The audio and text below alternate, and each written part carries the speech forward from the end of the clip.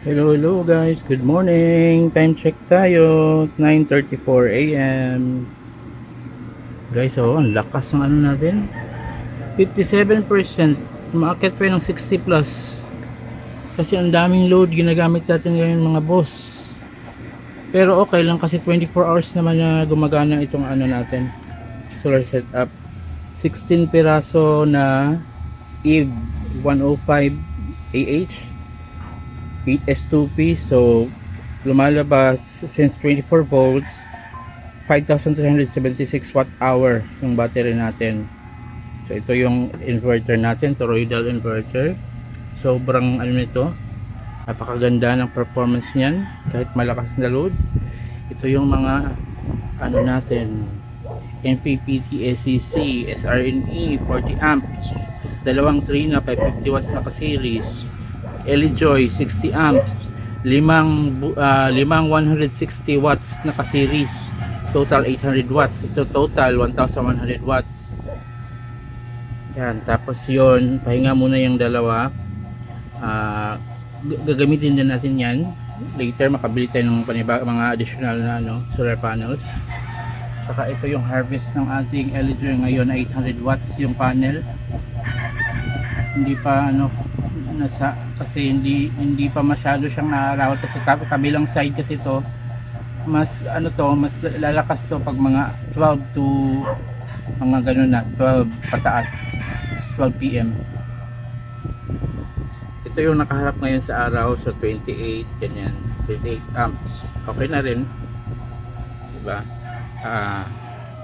Yan mga boss, pakita ko lang sa inyo. Tapos ito yung nag-maintain ng ating mga MPPT ACC at itong buong system na to na malamig ng dahil dito. So lifesaver talaga to. Hindi ito umiinit masyado, hanggang 50 lang yan, hanggang 50 maximum na yan pag tutok ang araw, 50 degrees Celsius. So hindi mo mararamdaman na iikot yung fan ito sa likod. May fan kasi ito sa likod ng Elijoy. Kagaya nito may fan din. May fan din yan sa harap, yung LG 600 watts, ito wala. Pero hindi yan umiikot pag hindi nag-reach yung, ito hindi na-reach yung 70 degrees, hindi yan iikot. Ito, hindi ko pa na talaga na umikot yan. Kasi malamig naman lagi, nakatutok to. Yan. So baba tayo mga boss, pakita ko lang sa inyo yung mga loads na gamit natin, ha. Okay. Ayan. User natin yan, naka-on yan.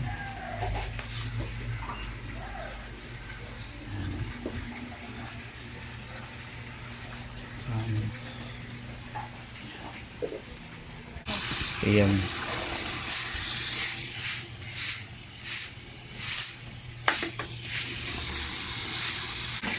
Ayan. Yung pump na yan. Ito pump yan. May pump yan dyan. Submersible pump. Malakas. Malakas yan. Para sa ating coil pump yan. Solar natin ang nagpapagana dyan. Saka itong maingay na to. Yan. Solar yan. Solar natin yung mga boss. 1,100 watts. 1,200 watts yata ito. Tapos, pag mag-start siya, mag-surge siya ng mataas. Tapos biglang 1,100 watts. Yan. Ihin ko yan pag yung pressure niya napupuno na. Para may laman na to.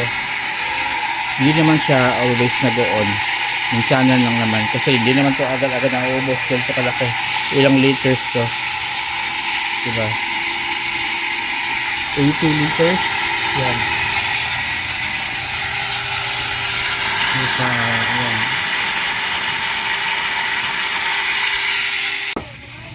Tapos ito normal na to 5 and 4.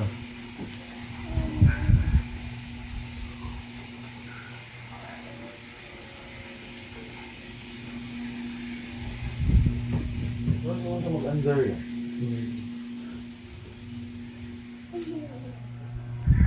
What is our record?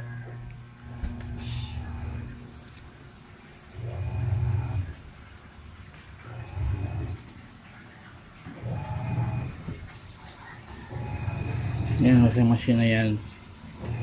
Maandar. Solar natin yan.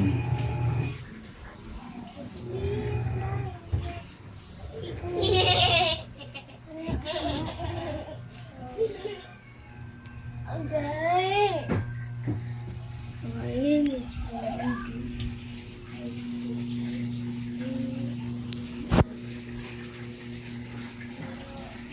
Ayan mga boss, oh.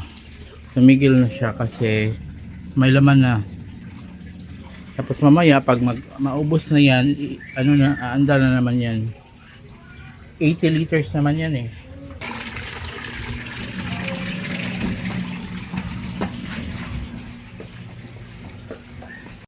Ayun mga boss, yung pinakita ko kanina, those are just some of the loads na gumagana. Yung iba hindi gumagana, syempre hindi na pa natin ginagamit. Kaya kanina, di ba, mataas yun kasi umandar. Ngayon nasa 25% na lang. 25% ng 3,000 watts or 3 kilowatt nasa 750 watts. Kasi umandar yung ano, naglalabas sa washing machine, sa may freezer tayo na umandar, may refrigerator, may mga ceiling fans, yung isang refrigerator umaandar, yung ano, yung electric pump natin na ilang horsepower ba yun, basta 1,100 watts yung constant niya pag umandar na siya. Tapos after like 3 seconds constantly 1,100 watts siya kasi 80 liters yung tangke natin. Pinupuno niya yun. Pag puno na, syempre mag stop naman. So yan ang harvest natin sa ating LJ ngayon. Nasa 13 amps.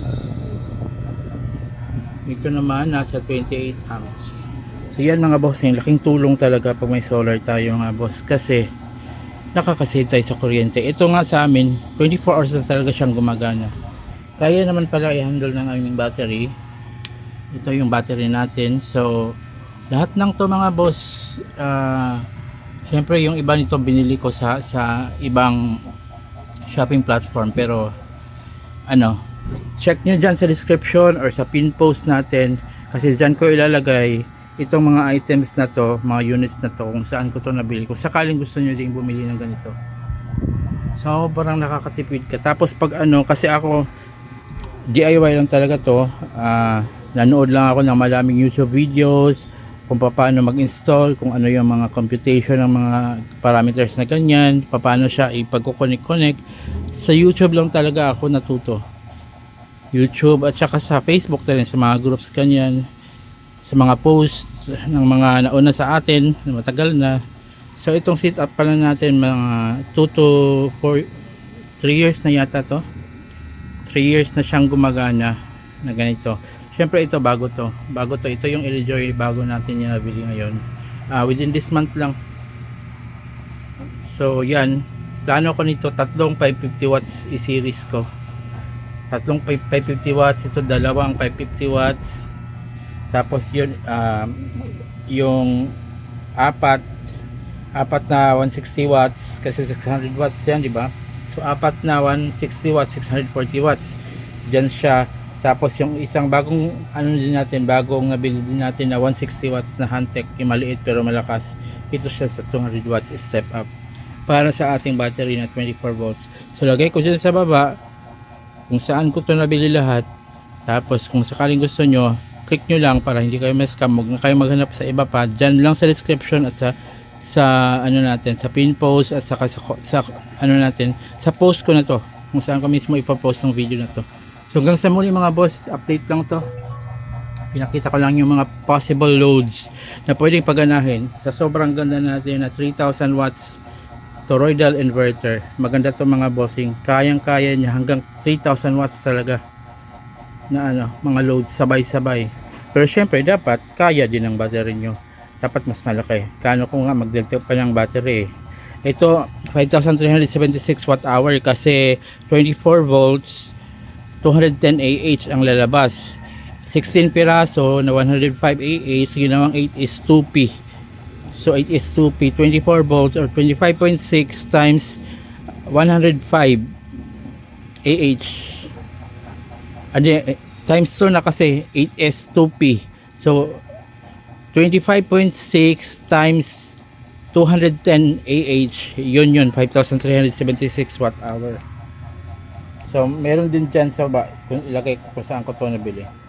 Kung gusto nyo mag-setup na ganyan, pero kung ayaw nyo naman mag-setup na ganitong klaseng battery, so pwede naman kayong gumawa yung yung mga pony, mga hentai na brand na na talaga gawa na na talaga siya, yun maganda.